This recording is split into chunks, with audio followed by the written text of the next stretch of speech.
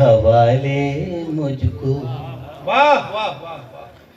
तो हवा है तो कर ले अपने हवाले मुझको, इससे पहले कि कोई और बहाले मुझको। वाह वाह वाह।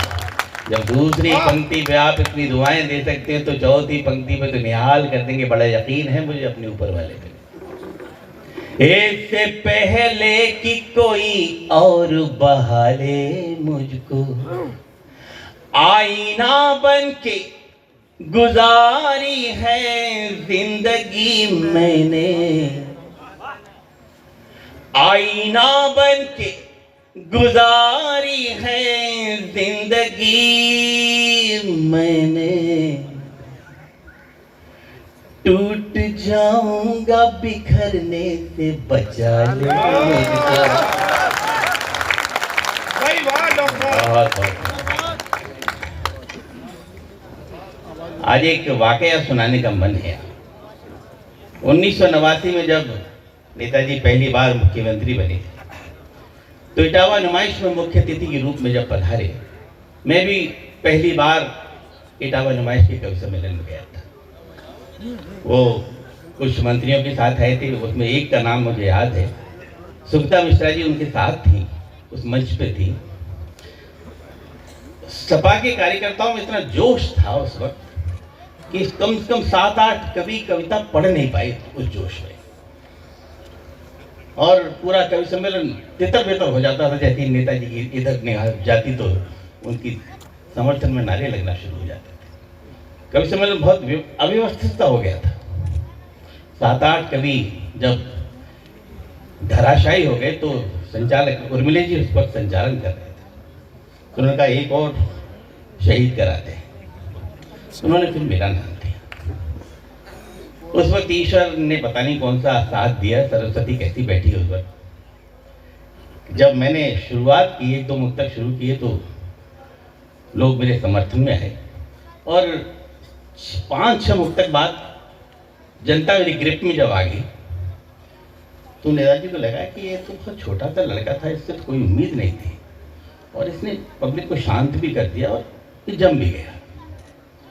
मुझे नहीं मालूम था उनकी नेचर के बारे में, तो लेकिन बाद में मालूम पड़ा कि किसी भी नए युवक के अंदर कोई संभावना दिखती थी उनको तो खड़े हो जाते थे बोलने के लिए। उस समय प्रेम शंकर गुप्ता जी जो हाई कोर्ट के जज थे, वो अध्यक्ष थे कवि सम्मेलन के, उनसे आज्ञा लेके और माइक पे आ गए, तो मैं कुछ बोलना चाहता। उन्होंने पहले मुझे माला दी और उसके बाद थोड़ा सा मेरे बारे में बोले, और फिर उन्होंने जो बात मुझसे कही वो जीवन के सिद्धांत थे, सूत्र थे। उनको लगा कि ये आज इसको इतनी तालियां मिल रही हैं, ये कहीं इसका दिमाग ना खराब हो जाए, क्योंकि प्रशंसा व्यक्ति का दिमाग खराब कर देती है।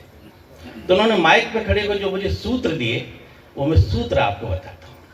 उन सूत्रों को मैंने कविता बनाया। उसमें पहला सूत्र बताता हूँ। जो हाथ थाम लो वो फिर न छूटने पाए। वाह वाह वाह वाह। जो हाथ थाम लो वो फिर न छूटने पाए। प्यार की दौलतें कोई न लूटने पाए। वाह वाह वाह वाह। चौथी पंक्ति पे मुझे बता देना कि आप थके नहीं है। प्यार की दौलतें कोई न लूटने पाए। जब भी छू लो बुलंदियां तो ध्यान ये रखना।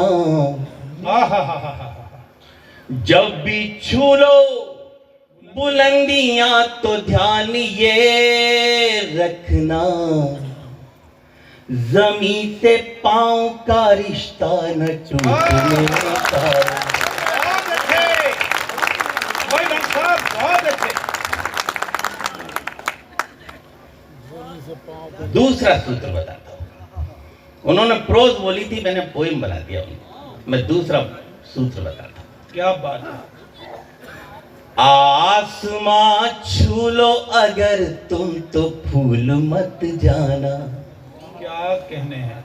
अच्छा जी, आसमां छू लो अगर तुम तो फूल मत जाना, ये हिंडोला गुरूर का है, झूल मत जाना।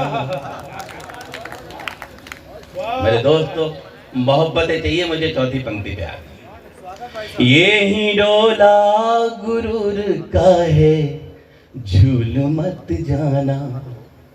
करो भला जो किसी का तो याद मत रखना।